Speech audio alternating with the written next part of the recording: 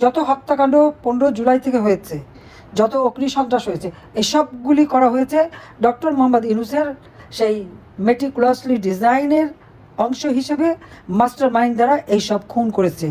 আর খুন করেছে বলেই তাদেরকে দায় মুক্তি দিয়েছে, ইন্ডেমনিটি দিয়েছে। যদি তারা দায়ী না থাকবে তা দায় মুক্তি দেবে কেন বলেন? এটাও বিবেচনা করেন। কিন্তু মামলা দিয়েছে কাদের বিরুদ্ধে?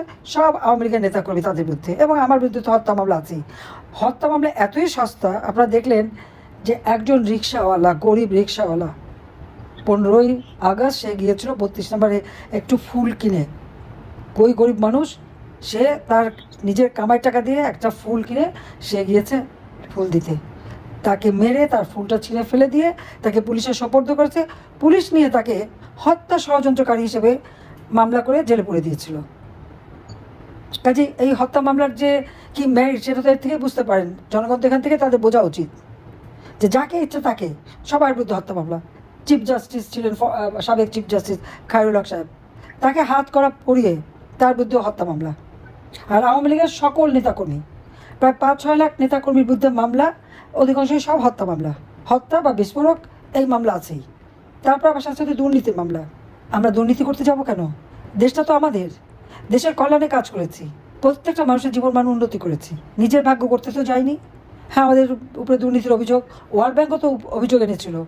আমি, আমার পরিবার, জয়, পুতুল, রেহানা, তাদের বাচ্চারা সবার বিরুদ্ধে তো কই তদন্ত করেছে। কানাডা ফেডারেল কোর্টে মামলা করেছিল, সব এই মামলার রায় স্পষ্ট বলেছে সমস্ত অভিযোগ ভুয়া। আমরা জাতির পিতা বঙ্গবন্ধু শেখ মুজিবের কন্যা, আমরা সেই পরিবার। আমরা এখানে দুর্নীতি করতে আসিনি, আমরা জনগণের কল্যাণ করতে ভাগ্য পরিবর্তন করেছি, সেটাই সম্ভব। কিন্তু আজকে ইউনূস সে ক্ষমতায় কী করছে? আওয়ামী লীগের নেতা কর্মী, তাদের আত্মীয় পরিবার পরিজন কাউকে বাদ দিচ্ছে না, সবার বিরুদ্ধে মামলা। মানে হয়রানি করার একটা সীমা থাকে। আজকে বঙ্গবন্ধুর নাম নেওয়া যাবে না, আওয়ামী লীগ নিষিদ্ধ, আওয়ামী লীগের নিবন্ধন বাতিল করে দেয়। কত বড় দুঃসাহস! আরে আওয়ামী লীগ না থাকলে তো দেশ স্বাধীনই হতো না।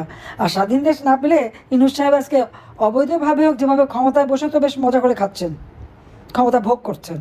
দেশের মানুষের জন্য কিছু না করেও নিজের জন্য করেছে। ক্ষমতায় এসেই ম্যান পাওয়ার ব্যবসা, ক্ষমতায় এসেই ডিজিটাল ওয়ালেট ব্যবসা, আর অন্যান্য যত রকমের ব্যবসা সব হাতিয়ে দিচ্ছে। যে প্রজেক্ট আমি 160 কোটি টাকা, সেটাকে 300-350 কোটি টাকা করে দিয়ে পয়সা বানাচ্ছে। শেয়ার মার্কেটের 90,000 কোটি টাকা উধাও। সমস্ত ব্যাংকগুলি আজকে দেউলিয়া হওয়ার পথে, সব টাকা পয়সা পাচার। গ্রামীণ ব্যাংকের পুরা, এটা তো সরকারের পয়সায়, সেটার মালিকানাও নিয়ে নিয়েছে। টেলিকমিউনিকেশন ব্যবসাটা আমি দিয়েছিলাম, লেবারদের টাকা মেরে খেয়েছে, সেই লেবাররা মামলা করেছে। সেই মামলায় লেবার কোর্টে ইউনূসের সাজা হয়েছে। ইউনূস কিন্তু লেবার কোর্টে সাজাপ্রাপ্ত, দণ্ডপ্রাপ্ত আসামি। আজ দুর্ভাগ্য, সেই দণ্ডপ্রাপ্ত আসামি এখন বাংলাদেশের ক্ষমতায় বসে সবাইকেই দণ্ড দিয়ে বেড়াচ্ছে, সবাইকে মামলা দিয়ে বেড়াচ্ছে। অবৈধভাবে ক্ষমতা দখলকারী সব নির্দেশই অবৈধ, এটা মনে রাখতে হবে। এবং এর বিচার ইনশাল্লাহ একদিন হবে। আজকে একদম স্পষ্ট কথা, আওয়ামী লীগের অগণিত নেতাকর্মী, তাদেরকে গ্রেপ্তার শুধু না, যারা মুক্তিযোদ্ধা সিনিয়র নেতারা, তাদের হাতে হাত করা পরিয়ে পরিয়ে নিয়ে যায়। তাদের জেলখানায় ডিভিশনটা দেয় না, যেটা কম্বলের মধ্যে কম্বল বিছিয়ে দেয়, সেখানে থাকতে হয়। তাদের উপরে চরম নির্যাতন চলছে এবং অনেকেই মারা যাচ্ছে। যখন মুমূর্ষু অবস্থা হয় তখন তাদেরকে হাসপাতালে নিয়ে বলে হার্ট ফেল।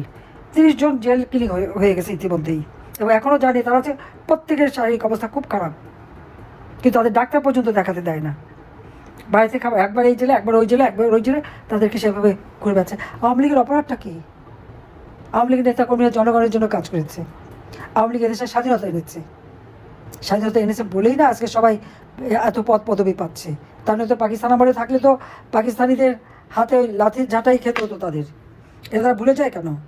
এই পরাধীনতার নাগপাশ থেকে জাতির পিতা বঙ্গবন্ধু শেখ মুজিবই তো মুক্তি দিয়ে গেছেন। আজকে তার নাম নেওয়া যাবে না। 32 নম্বর ভেঙে দিয়েছে, যে কেউ 32 নম্বর গেলে প্রশ্ন করে। প্রশ্নটা কে করে? তাদের কি অধিকার আছে? বলে আমি নাকি মানুষ খুন করেছি। আমি কোনো মানুষ খুন করিনি, আমি মানুষ খুন করতে পারি না। এই ছাত্রতা আন্দোলন শুরু করেছিল সেই জুলাই মাস থেকে। জুলাই মাস থেকে 14 জুলাই পর্যন্ত কই একটা ছেলের গায়ে বা মেয়ের গায়ে তো টোকা পড়েনি, তাদের গায়ে তো কেউ হাত দেয়নি। 15 জুলাই থেকে এরাই তো মানুষ হত্যা শুরু করেছে। পুলিশ মেরে পা বেঁধে ঝুলে রাখা, আওয়ামী লীগ নেতাকর্মী তাকে হত্যা করে পা বেঁধে ঝুলিয়ে রাখা, তাদেরকে পিটিয়ে পিটিয়ে মারা, এবং সেই জুলাই 15 থেকে এ পর্যন্ত কত শত লোক মারা গেছে, তার অধিকাংশই আওয়ামী লীগ বা স্বাধীনতা মুক্তিযোদ্ধা। যুদ্ধাপরাধী তাদেরকে ছেড়ে দেয়, তাদের গলায় ফুলের মালা ওঠে, আর আমার যারা মুক্তিযোদ্ধা তাদের গলায় জুতো মালা দিয়ে অপমান করে। যারা নিজের জীবনের সব কিছু ত্যাগ করে স্বাধীনতা এনে দিল, আজকে তাদেরকে নিয়ে অপমান করা হয়। আর কত, গোপালগঞ্জে তো রীতিমতো গণহত্যা চালিয়েছে, সরাসরি হুকুম দিয়েছে গুলি করো, গুলি করে মারো, মেরে তার ওই সমন্বয়কদের উদ্ধার করো। কই, আমি তো এরকম কোনো অর্ডার কাউকে দেয়নি। তাহলে বিচার কার হওয়া উচিত? এই হত্যাকাণ্ডের জন্য বিচার তো ইউনূসের হওয়া উচিত। তার মেটিকুলাস ডিজাইন, যে কথা সে একটা ক্লিন্টন ফাউন্ডেশনের মিটিংয়ে বসে খুশি মনে বলে, যে মেটিকুলাস ডিজাইন করে এই আন্দোলন মাস্টার মাইন্ড দ্বারা ঘটিয়ে, অর্থাৎ এই হত্যাকাণ্ড ঘটিয়ে শেখ হাসিনাকে ক্ষমতা থেকে হটাতে পেরেছে এবং সে ক্ষমতা দখল করতে পেরেছে। খুব গর্ব, নিজে আবার হাততালি দেয় আর তার মাস্টার মাইন্ডকে পরিচয় করিয়ে দেয়।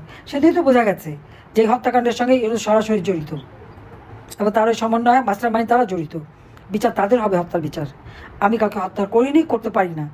আমার নিজের বাবা মা ভাইদের যারা হত্যা করেছে তাদের তো আমি সাধারণ আইনে বিচার করেছি, ইনডেমনিটি অর্ডিন্যান্স বাতিল করে দিয়ে তাদের বিচার করেছি, যুদ্ধ অপরাধীদের বিচার করেছি, যারা 30 লক্ষ শহীদ হত্যা করেছে, যারা পাকিস্তান হানাদার বাহিনীর দোষর ছিল, যারা আমার লক্ষ লক্ষ মা বোনদেরকে পাকিস্তানি হানাদার বাহিনীর হাতে তুলে দিয়েছে, দিনের পর দিন তাদের উপর পাশবিক অত্যাচার হয়েছে, তাদের বিচার করেছি।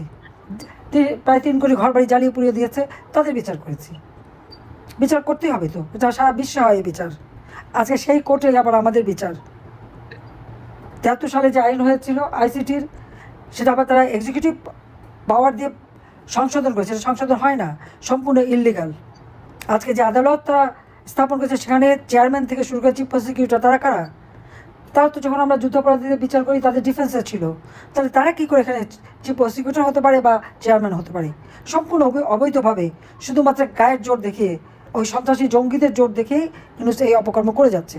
কাজে আমার কথা একটা স্পষ্ট, আমরা ইতিমধ্যে 21 দফা কর্মসূচি দিয়েছি। গণতন্ত্র প্রতিষ্ঠা করতে হবে, জনগণের ভোটের অধিকার কেড়ে নিয়ে ক্ষমতায় বসেছে ইউনূস, জনগণের ভোটের অধিকার জনগণের হাতে ফিরিয়ে দিতে হবে। যত বন্দী আছে সকলকে মুক্তি দিতে হবে। আওয়ামী লীগের নেতাকর্মী, যাদেরকে মিথ্যা মামলা, 14 দলের নেতাকর্মী, সাংস্কৃতিক কর্মী, সাংবাদিক, আইনজীবী, সবাইকে যাদেরকে গ্রেপ্তার করে মিথ্যা মামলা দিয়ে হয়রানি করছে, তাদেরকে মুক্তি দিতে হবে। আর যাদেরকে হত্যা করেছে তারাই আসলে শহীদ। এই হত্যাকাণ্ড যারা ঘটিয়েছে তাদের বিচার করতে হবে। এবং দেশের মানুষ আজকে হাহাকার, প্রত্যেকটা জিনিসের দাম বেড়ে গেছে, মানুষের আয় রোজগার নেই, মাথার ঘাম পায়ে ফেলে দিনমজুর, রিক্সাওয়ালা, সাধারণ মানুষ যার কামাকে তাদের একবেলা খাবার জোটাতে পারে না। কাজে তাদের ভাগ্য পরিবর্তনের জন্যই তো আমরা গণতন্ত্র অব্যাহত রেখেছিলাম। বাংলাদেশের ইতিহাসে 2009 সাল থেকে 2024 সালের 5ই আগস্ট পর্যন্ত গণতান্ত্রিক ধারা অব্যাহত ছিল, আর্থসামাজিক উন্নতি হয়েছে দেশের। আর এখন দেশ সম্পূর্ণভাবে অর্থনৈতিকভাবে পর্যুদস্ত, ধ্বংস হয়ে গেছে।